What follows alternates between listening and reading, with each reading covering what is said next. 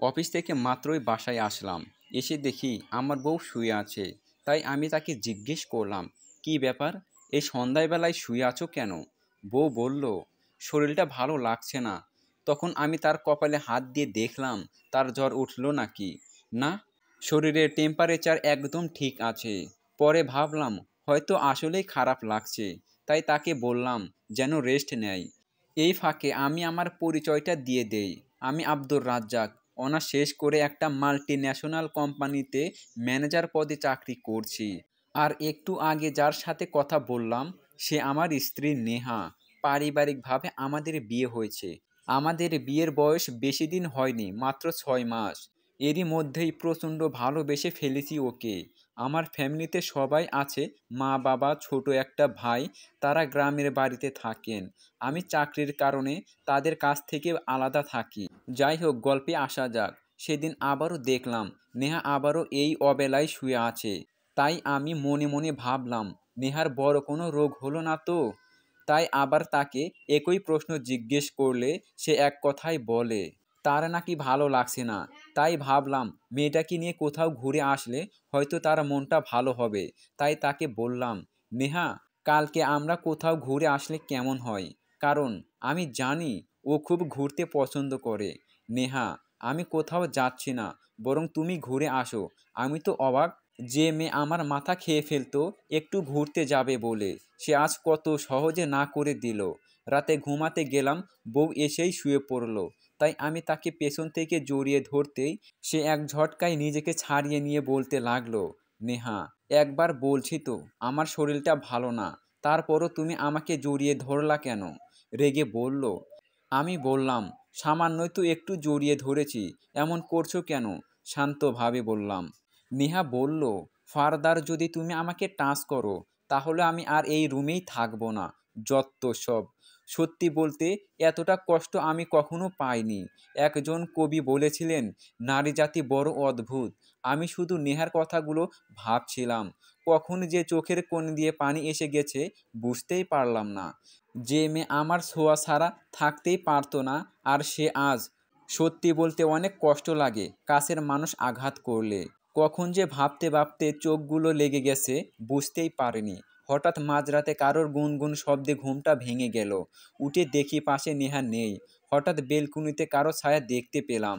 তাই আস্তে আস্তে নেহার কাছে যেতেই দেখলাম সে যেন কারো সাথে কথা বলতেছে। আমার উপস্থিতি অনুভব করেই সে এক ঝটকায় ফোনটা কেটে দিল এবং আমতা আমতা করে বলল, তুমি এখানে? আমি বললাম, এত রাতে কার সাথে কথা বলছো? নেহা বলল, ভাইয়া বিদেশ থেকে ফোন দিয়েছিল। কিছুটা ভয়ে বলল। আমি বললাম, আরে পাগল, তুমি ভাইয়ার সাথে কথা বলতেছো বুঝলাম, কিন্তু এত ফিসফিস করে কথা বলার কি আছে? আসলে ওর ভাই প্রবাসী। নেহা বলল, যদি তোমার ঘুম ভেঙে যায় তাই আর কি। আমি বললাম, আচ্ছা বুঝলাম, এখন আবার ভাইয়াকে ফোন দাও, কথা বলি একটু। নেহা, না মানে এখন তো ভাইয়া কাজে ব্যস্ত, হয়তো অন্য সময় কথা বলবেন। আমি বললাম, আচ্ছা ঠিক আছে, তাহলে শুয়ে পড়ো গিয়ে, সকালে অফিসে যেতে হবে আবার। নেহা, বিরক্তিকর চাপ। তারপর শুয়ে পড়লাম। সকালে ঘুম থেকে উঠে দেখি অনেকটা লেট হয়ে গেছে। কিন্তু চিন্তার বিষয় হলো, আজ নেহা আমাকে একবারের জন্য ডাক দিতে এলো না। যাই হোক, তাড়াতাড়ি ঘুম থেকে উঠে ফ্রেশ হলাম। এখন দেখি মহারানী কি করতেছেন। কিচেনের কাছে গিয়ে তো আমি অবাক। নেহা রান্না রেখে মোবাইল নিয়ে ব্যস্ত। এদিকে যে তরকারি পুড়ে যাইতেছে সেদিকে তার কোনো খবরই নেই। আমি তাড়াতাড়ি করে তার কাছে গেলাম, গিয়ে চুলোটা অফ করলাম। সে আমাকে দেখে তাড়াতাড়ি ফোনটা রেখে দিল, যেন তার মহামূল্যবান জিনিসটা কেউ নিয়ে যাচ্ছে। তখন আমি বললাম, কি ব্যাপার, রান্না যে পুড়ে যাচ্ছে, কোনো খেয়াল আছে তোমার? চেঁচিয়ে বললাম। নেহা, লক্ষ্য করিনি, একটু ফোনে দরকারি কাজ ছিল, তাই খেয়াল করিনি। আমি, দেখি কি এমন তোমার দরকারি কাজ যার জন্য কোনো কিছুই খেয়াল নাই? তাই নেহার কাছ থেকে আমি ফোনটা হাতে নিয়ে যখন ফোনটা চালু করলাম তখন দেখি ওর ফোনে মেসেজ আসছে। যখন মেসেজটা ওপেন করলাম তখন এক ঝটকায় আমার হাত থেকে নেয়া ফোনটা কেড়ে নেয়। আমি অবাক হয়ে গেলাম। কি এমন ফোনে আছে যার জন্য এত ওভার রিয়েক্ট করছে নেহা আমার সাথে? তাই নেহাকে বললাম, কি ব্যাপার, ফোনটা নিয়ে নিলে কেন? নেহা, কি চাও তুমি, হ্যাঁ? আমার ব্যক্তি জীবনে কোনো স্বাধীনতা নাই, সব সময় তুমি যা বলবে তাই আমাকে করতে হবে, রেগে বলল। আমি বললাম, আজব, সামান্য ফোনটাই তো দেখতে চাইছি, তুমি এমন করছো কেন? আর হ্যাঁ, তোমাকে আমি কখনো স্বাধীনভাবে চলতে দেইনি, সব সময় তোমার চাওয়াগুলোকে প্রাধান্য দিয়ে আসছি, আর সেই তুমি আমার সাথে এভাবে বলতে পারলে? নেহা, এই তোমার না অফিস আছে, তাড়াতাড়ি যাও, কথা ঘুরিয়ে বলল। আমি, অফিস আছে বুঝলাম, কিন্তু তোমার রান্না কই? অফিসের কথা মনে পড়তেই সব যেন ভুলে গেলাম। নেহা, এই বাবু প্লিজ, একটা দিন না হয় ক্যান্টিন থেকে খেয়ে নাও প্লিজ, আহ্লাদি ভাবে। আমি তো শকড খাইছি, এই মেয়ের কি হয়েছে আবার, যে কিনা বাইরে খাবার আমাকে ছুঁয়ে পর্যন্ত দেয় না, তার মুখে এই কথা। তাই নেহাকে বললাম, কি হয়েছে তোমার, একটু বলবে আমাকে? নেহা, কিছু না, তুমি কি অফিসে যাবে এখন? রেগে আমি, যাচ্ছি বাবা, এত রাগ দেখানোর কিছু নাই, আসলে ও যতই আমার ওপর রাগ করুক, আমি ওর ওপর রাগ করে থাকতে পারি না, বড্ড ভালোবাসি নেহাকে। অতঃপর নাস্তা না করেই অফিসে চলে গেলাম। সবাই আমার দিকে তাকিয়ে আছে, কারণ আমি কখনো এত লেট করে অফিসে আসি না। আমি সোজা বসের ক্যাবিনে চলে গেলাম। বসের ক্যাবিনে প্রবেশ করার আগেই নক করে নিলাম। আসবো স্যার? বস বলল। আরে সারোয়ার সাহেব যে, আজ এত লেট হলো যে? আমি বললাম, না মানে স্যার, আসলে হয়েছে কি? আমাকে আর বলার সুযোগ না দিয়ে বস বললেন, বস বুঝেছি, বউ বুঝি ছাড়তে চায় না, হা। আমি বললাম, বউ যে কেমন ছাড়তে চায় না সেটা তো শুধু আমি বুঝি, আমাকে বাসা থেকে বের করতে পারলে যেন তিনি বাঁচেন। মনে মনে বললাম। বস বলল, কি বিড়বিড় করছেন সারোয়ার সাহেব? আমি বললাম, কিছু না স্যার, আমি এখন আসি, অনেক কাজ পড়ে আছে এখনো। বস, ওকে যান। আমি, ধন্যবাদ স্যার। আমি বসের কেবিন থেকে এসে কাজ করতে লাগলাম। কাজ করতে করতে লাঞ্চ টাইম পার হয়ে যাচ্ছে, কিন্তু অবাক করা বিষয় হলো, নেহা আজ একবারের জন্যও ফোন দিল না। এমনিতেই মন খারাপ তার ওপর, নেহা ফোনে দিল না। সত্যি খারাপ লাগছে আজ, নেহা কেন আমার কাছ থেকে দূরে চলে যাচ্ছে? কি অপরাধ করেছি আমি? আমি তো সব সময় নেহাকে সময় দেওয়ার চেষ্টা করি, তার সব ইচ্ছাগুলোকে পূরণ করি, কিন্তু এখন নেহা আমাকে এভাবে অবহেলা করবে ভাবতেই পারেনি। হতাশ হয়ে আবার মনকে সান্ত্বনা দিলাম, হয়তো আবার শরীর খারাপ হয়েছে, তাই মনে হয় ফোনে দিতে পারে নাই, বরং আমি একটা ফোন দেই। আমি ঝটপট নেহাকে ফোন দিলাম, কিন্তু নেহা ফোন তুলছে না। এভাবে প্রায় 10 মিনিট দেওয়ার পর নেহা ফোন তুলল। ও ফোন তুলতেই আমি বললাম, হ্যালো নেহা। নেহা বলল, হুম বলো, কি হয়েছে তোমার, এত ফোন দিতেছো কেন? বিরক্তি হয়ে বলল। আমি বললাম, আজ একবারের জন্য ফোন দিলে না, তুমি ঠিক আছো তো? নেহা, আমি ঠিক আছি, আসলে শরীরটা একটু খারাপ লাগছে, তাই ফোন দিতে পারিনি। কিন্তু নেহার সাথে কথা বলার সময় বুঝতে পারছি কেউ যেন ওপাশ থেকে ফিস ফিস করে কথা বলছে, তাই নেহাকে বললাম, কি ব্যাপার, কেউ বাসায় এসেছে কি? নেহা, আ আ আ আসলে হয়েছে কি, পাশের বাসায় ঝগড়া লাগছে, তাই মনে হয় তুমি শুনতে পাইছো। এখন রাখি, বাই। টু টু টু করে ফোন কেটে দিল। আমি, হ্যালো নে। আর বলতে পারলাম না, ফোনটা কেটে দিল। একবারের জন্য আমাকে জিজ্ঞেস করলো না আমি খেয়েছি কি না। তারপর আমি আবার কাজে মনোযোগ দেওয়ার চেষ্টা করলাম, কিন্তু বারবার নেহার কথাটা মনে পড়ছে, কি হয়েছে ওর। তাই কিছুক্ষণ কাজ করে বাসায় রওনা দিলাম। বাসায় গিয়ে দেখি নেহা আগের মতোই শুয়ে আছে, কিন্তু নেহাকে দেখে বুঝলাম আজ ও অনেক সেজেছিল, কিন্তু ওর কাপড় কেমন যেন এলোমেলো হয়ে আছে। তাছাড়া ওর ঠোঁটগুলো ফুলে আছে। সব দিক দিয়ে তাকে দেখে মনে হচ্ছে, যখন একটি নারী যৌবন মিলন করে তারপরে সেই মহিলাকে যেমন দেখা যায় ঠিক সেরকম নেহাকে দেখাচ্ছিল, যা আমাকে খুব ভাবাচ্ছিল। একবার ভাবছিলাম ওকে জিজ্ঞাসা করব, পরে ভাবলাম না থাক, তবুও নেহাকে জিজ্ঞাসা করলাম। আমি, নেহা, আজ তোমাকে অনেক সুন্দর লাগছে, কিন্তু তোমার কাপড় এমন এলোমেলো কেন? তোমার ঠোঁটে কি হয়েছে? তাছাড়া তোমার শরীরে ক্লান্তির ছাপ স্পষ্ট, তুমি ঠিক আছো তো? স্বাভাবিকভাবে বললাম। নেহা কিছুক্ষণ চুপ থেকে বলল, নেহা, আসলে বাথরুমে যাওয়ার সময় পা পিছলে পড়ে গিয়েছিলাম, আর একটু গরম লাগছিল, তাই কাপড়টা একটু শরীর থেকে সরিয়ে রাখছিলাম। আর আমার কোনো ক্লান্তি লাগছে না, বরং তোমাকে দেখে মনে হচ্ছে তুমি অনেক ক্লান্ত, যাও ফ্রেশ হয়ে আসো। ভয়ে বলল। আমি বললাম, ওকে সুইট হার্ট, আমি জানি সে কিছু লুকাচ্ছে আমার কাছ থেকে, তবুও নিজেকে স্বাভাবিক রাখলাম। আমি আর কথা না বাড়িয়ে ওয়াশরুমে আসলাম, কিন্তু আমার নাকে কিছু একটা গন্ধ আসছে। হ্যাঁ, বুঝতে পারছি এটা কিসের গন্ধ। এটা সিগারেটের গন্ধ, কিন্তু আমি তো সিগারেট খাই না। তাহলে সিগারেটের গন্ধ আসছে কোথা থেকে? তাই নেহাকে ডাক দিলাম আমি। নেহা, নেহা, জোরে জোরে। কি ব্যাপার, এত জোরে জোরে চেঁচিয়ে ডাকছো কেন? আমি, কে বাসায় আসছিল সত্যি করে বলো। নেহা, কেউ তো আসেনি। আমি, তাহলে সিগারেটের গন্ধ আসলো কোথা থেকে? নেহা, আমি কেমনে জানবো? মনে হয় তুমি খেয়েছো। আমি, তুমি খুব ভালো করেই জানো আমি সিগারেট খাই না। নেহা, তাহলে আমাকে এসব বলছো কেন? আমি কেমনে জানবো? বাই দ্য ওয়ে, তুমি কি আমাকে সন্দেহ করছো?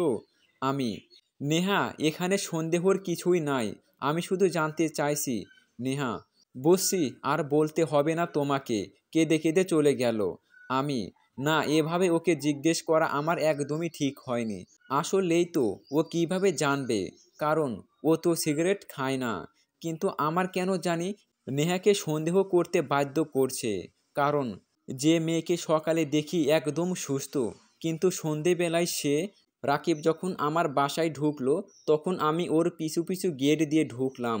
যেহেতু আমরা একতলায় থাকতাম, তাই আমি বাসার পেছনের জানালাটা একটু ফাঁক করার চেষ্টা করলাম।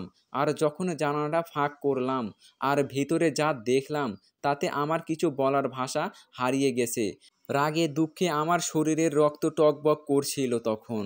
আমি প্রথমে ভাবছিলাম এটা মনে হয় আমার ভ্রম, কিন্তু বাস্তবতা আমাকে বলছে আমি সত্যি দেখছি। আমি দেখলাম যে রাকিব আর আমার স্ত্রী নেহা দুজনেই নগ্নভাবে শুয়ে আছে। তারা দুজন খুব হাসাহাসি করছিল। তাদের দেখে মনে হচ্ছিল তারা বহুদিন পর একে অপরকে কাছে পেয়েছে। কিন্তু এর মধ্যে আমি বুঝে গেছিলাম যে ওরা দুজন আমাকে ঠকিয়েছে দিনের পর দিন। কি এমন অপরাধ করেছিলাম যার জন্য নেহা আমাকে এইভাবে ঠকালো?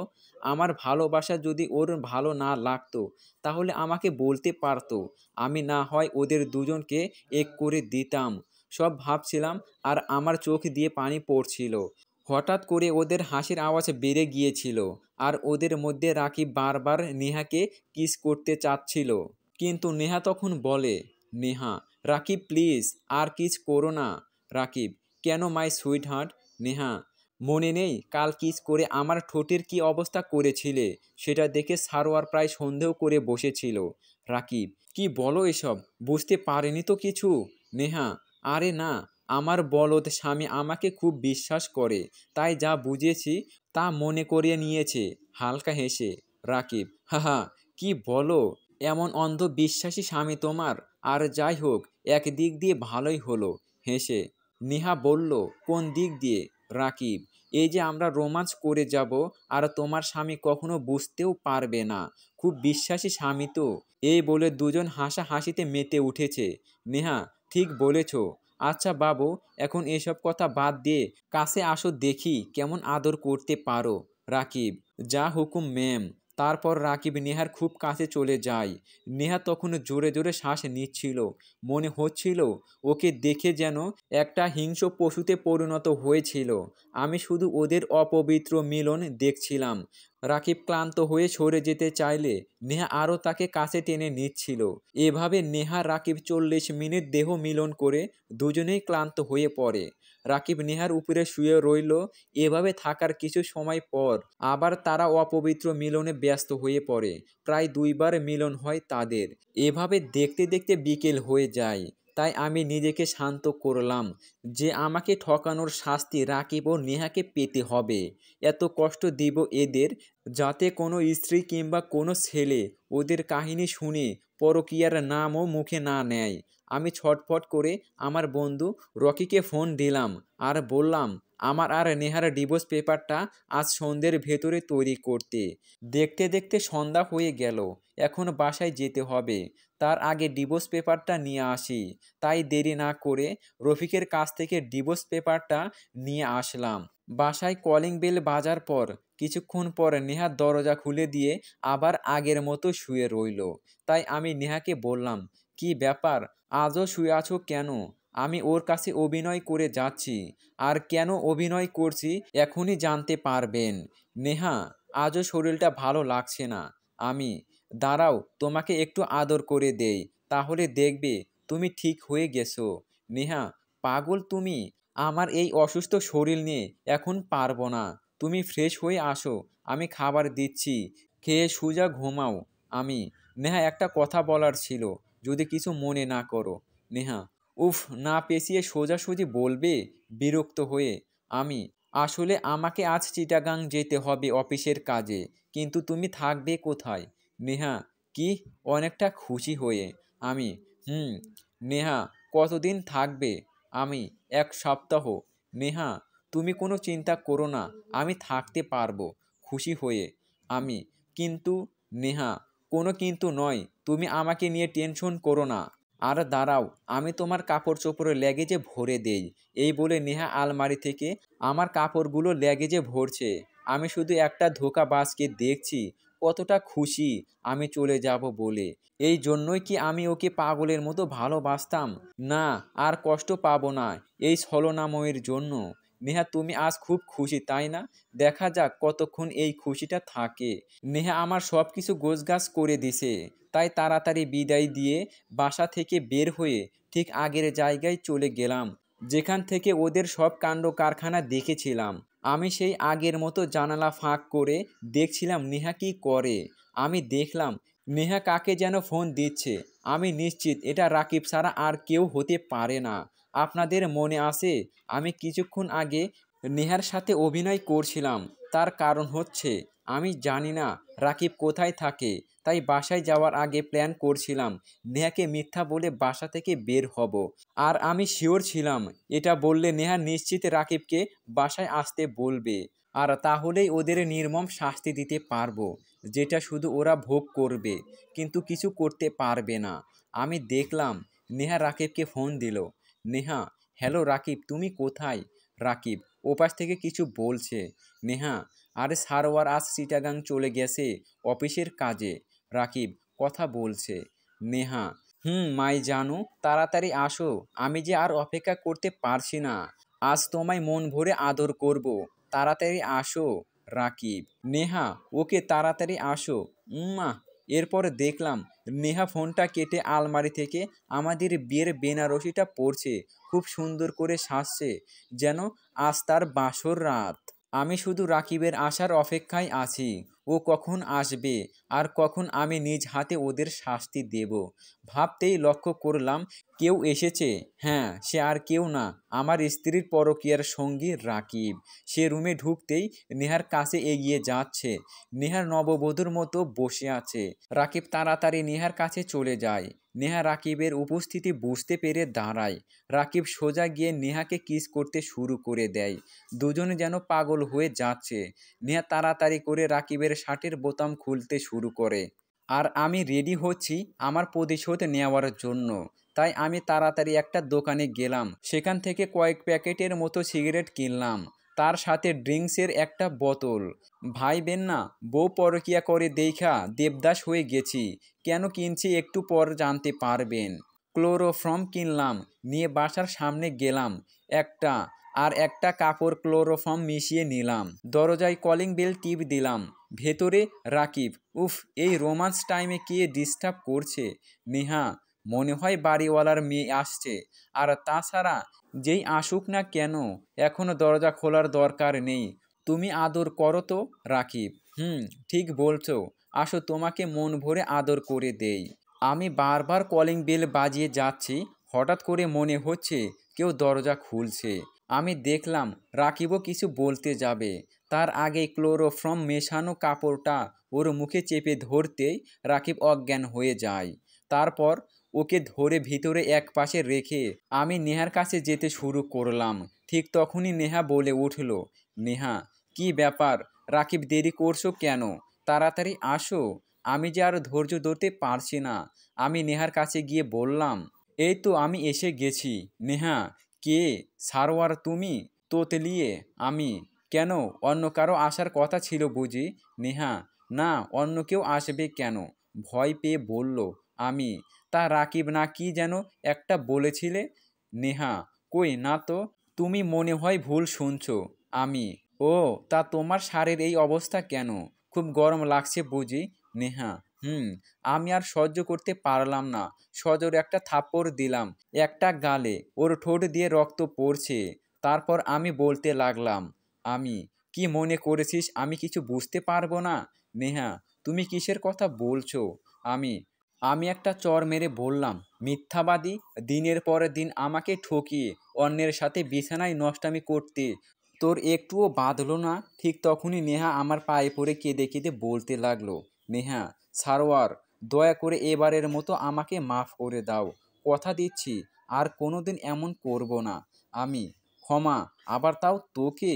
যদি আজ তোকে আমি ক্ষমা করে দেই, তাহলে আল্লাহ আমাকে ক্ষমা করবে না। আরে, তুই যদি বলতি, আমার কলিজাটা তোর হাতে দিয়ে দিতাম। কিন্তু তুই আমার ভালোবাসার এমন মূল্য দিবি, জানলে তোকে অনেক আগেই খুন করে ফেলতাম। তোকে ভালোবাসি বলে রিমিকে পরে জানতে পারবেন মতো নিষ্পাপ সহজ সরল মেয়েটাকেও ঠকিয়েছিলাম। ওকে বিয়ে না করে তোর হাত ধরেছিলাম। তুই ব্যতীত কোনো মেয়ের দিকে তাকাতামও না। আর তুই সেই আমাকে এতটা কষ্ট দিলি। এ কথা বলে আরেকটা থাপ্পড় দিলাম। আর থাপ্পড়টা এত জোরে দিয়েছিলাম যে ওর একটা দাঁত ভেঙে বেরিয়ে আসে। তার সাথে নেহা জ্ঞান হারিয়ে ফেলে। এবার আমি, রাকিব আর নেহাকে একসাথে আনলাম। দড়ি দিয়ে দুজনের হাত পা বাঁধলাম। তারপর রাকিব আর নেহার মুখটা টেপ দিয়ে লাগিয়ে দিলাম। কারণ ওদের জন্য যে শাস্তি অপেক্ষা করছে, আর আর্তনাদ যদি প্রকৃত শুনতে পায়, তাহলে হাহাকার দিয়ে উঠবে। আমি একটা গ্লাসে মদ ঢাললাম। কারণ নেহাকে আমি খুব ভালোবাসতাম। তাই আমি যদি নেশা না করে নেহাকে শাস্তি দিতে যাই, তাহলে পারবো না। তাই গ্লাসে মদটা ঢাললাম আর খেতে শুরু করলাম। নেহা, রাকিব অচেতন হয়ে শুয়ে আছে, আর আমি ওদের দেখে সাইকোতে পরিণত হয়ে গিয়েছিলাম। আমি নেহা আর রাকিবের শরীরের সব কাপড় খুলে ফেলে দিলাম। তারপর রাকিব আর নেহার মুখে হালকা পানি দিতেই ওদের জ্ঞান ফিরে আসে। কিন্তু ওরা কিছুই বলতে পারছে না। তারা পাশাপাশি শরীরের অঙ্গ প্রত্যঙ্গ নাড়াচাড়া করতে পারছিল না। তখন নেহা আমার দিকে করুণ দৃষ্টিতে তাকিয়েছিল। তখন নেহাকে বললাম, আমি: তোর খুব আদর দরকার, তাই না? যার জন্য দুজন পুরুষকে কাছে টানিস। আজ তোকে এমন আদর করব, তোর জীবনও আদর প্রয়োজন হবে না। তারপর সিগারেট প্যাকেট থেকে একটা সিগারেট বের করে লাইটটা দিয়ে জ্বালিয়ে দিলাম। আমি কখনো সিগারেট খাইনি। তারপর একটা টান দিলাম। নেহা শুধু ভয়ে কাঁপছিল, আমার দিকে চেয়ে কাঁপছিল। ও বুঝতে পারছিল না আমি কি করতে যাচ্ছি। হঠাৎ করে সিগারেটটা নেহার গোপন অঙ্গে চেপে ধরলাম, আর নেহা জবাই করা মুরগির মতো ধরপড় করছিল। ওর এই অবস্থা দেখে আমি আরও মদ খেতে শুরু করলাম। কারণ আমার কষ্ট পেলে চলবে না। এভাবে 4টা সিগারেট জ্বালিয়ে দিলাম। তারপর ওর গোপন অঙ্গে একটার পর একটা চেপে ধরলাম। এতে ও এত কাতরাচ্ছিল যে ওর মুখটা থেকে টেপটা খুলে দিলে নিশ্চয় বলতো, সারোয়ার, আমার গলাটা কেটে ফেলো প্লিজ, তবু এভাবে শাস্তি দিও না। আমি আরেকটা সিগারেট চেপে ধরতে লাগলাম। এতে দেখি ওর গোপন অঙ্গের চামড়া পুড়ে যাচ্ছিল। তারপর আমি বাসার দরজা জানলা লাগিয়ে রুমের সাউন্ড বক্স চালু করে দিলাম। তারপর রফিকের দিকে তাকিয়ে দেখলাম নেহার এই পরিণতি দেখে জ্ঞান হারিয়ে ফেলছে। তবু ওর মুখে পানি দিয়ে জ্ঞান ফিরিয়ে আনলাম। কারণ ও বুঝুক অন্যের সংসার নষ্ট করার শাস্তি কি হতে পারে। তারপর আমি আবার নেহার কাছে গিয়ে ওর মুখের টেপটা খুলে দিলাম। কারণ আমি ওর আর্তনাদ শুনতে চাচ্ছিলাম, আর প্রকৃতিকে জানিয়ে দিতে চাইছিলাম, দেখ পরকীয়ার ফল। আমি একটার পর একটা সিগারেট চেপে ধরছিলাম, আর নেহা চিৎকার দিয়ে বারবার বলছে, নেহা, আল্লাহর দোহাই লাগে, সারোয়ার, আমার গলাটা কেটে ফেল, আমাকে তাড়াতাড়ি মেরে ফেল, তবুও এমনভাবে শাস্তি দিও না। আমি বললাম, কিরে, তোর আমার আদর ভালো লাগছে না? ও সরি, আমি তো এখনও তো আদর করিনি, দাঁড়া, তোর আজ সব জ্বালা মিটিয়ে দেব। তারপর সিগারেট বাদ দিয়ে নেহার এই পোড়া স্থানে ধর্ষণ করতে লাগলাম। আর নেহা সহ্য করতে না পেরে বারবার জ্ঞান হারিয়ে ফেলেছিল। তবুও পানির মাধ্যমে জ্ঞান ফিরিয়ে এনে বৈধ ধর্ষণ করতে লাগলাম।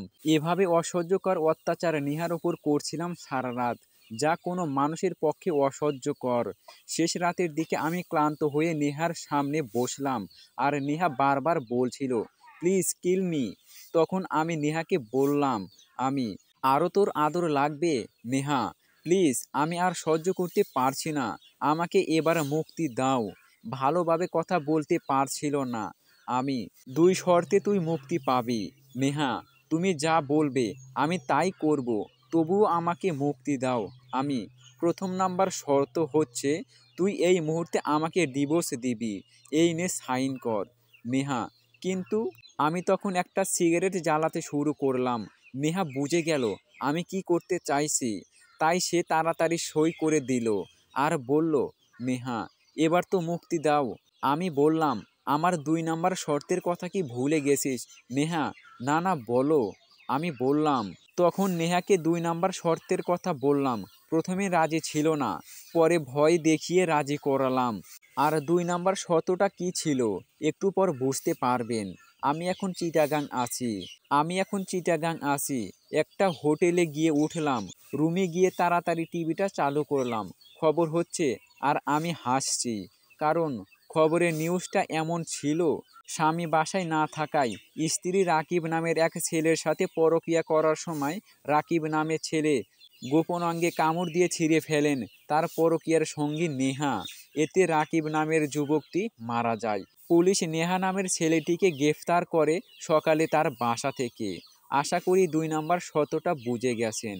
৫ বছর পর আমি আবার বিয়ে করি রিমি নামের মেয়েটিকে, যার সাথে এক সময় আমার বিয়ে হওয়ার কথা ছিল। বাবা মা পছন্দ করেছিলেন, কিন্তু সহজ সরল থাকায় আমার ওকে আনস্মার্ট মনে হতো, তাই বিয়ের আগের দিন না করে দেই রিমির পরিবারকে। এতে রিমি অনেক ভেঙে পড়ে। পরবর্তীতে বাবা মা নেহাকে পছন্দ করে, তারপর তাকে আর না করিনি, বিয়েটা হয়ে যায় আমাদের। আর হ্যাঁ, রিমি কিন্তু আমার মতোই ডিভোর্সি। একদিন ওর সাথে চিটাগাং দেখা হয়, তারপর জানতে পারি আমার সাথে বিয়ে ভেঙে যাবার পর ওকে নাকি কেউ বিয়ে করতে চায় না। তারপরও ওর বাবা মা একটা ছেলের সাথে রিমির বিয়ে দেয়। বিয়ের পর ছেলেটা পরকীয়ায় লিপ্ত হয়ে যায়, সেটা রিমি জানতে পারে। পরবর্তীতে ওদের ডিভোর্স হয়ে যায়। রিমির এসব কথা শুনে অনেক কষ্ট লাগে তার। ঠিক করলাম বিয়ে করলে রিমিকেই করব। তারপর অনেক কষ্টে রিমিকে রাজি করলাম। এখন আমরা খুব সুখেই আছি। রিমি আমি ব্যতীত কোনো পরপুরুষের সামনে যায় না, সর্বদাই পর্দা করে। আমি খুব ভালো করেই বুঝে গিয়েছিলাম জীবনের সবচেয়ে বড় ভুল ছিল রিমিকে বিয়ে না করা। এখন আর আমি রিমিকে হারাতে চাই না। দুজন দুজনকে খুব ভালোবাসি। অপরদিকে নেহাকে যাবজ্জীবন জেল দিয়েছে আদালত। সেদিনের পর নেহার সাথে কেউ দেখা করতে যায়নি। সোশ্যাল মিডিয়াগুলোতে ওর পরকীয়ার কীর্তিকাণ্ডগুলো ভাইরাল হয়ে যায়।